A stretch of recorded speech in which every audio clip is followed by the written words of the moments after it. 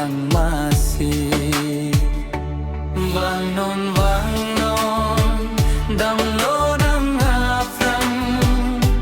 Eliking kam Chijolonan Tornon-tornon Megjang turino Toraking kam Hijolonan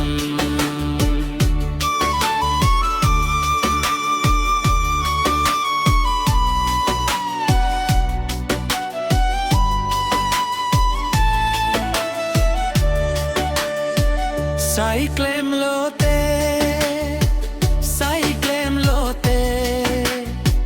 Kangra chotke chokche deji no pak nang ji no pakavete kopu si saiklem po Wangon damlo ng haplang Eliking kam Chijolonan Tornon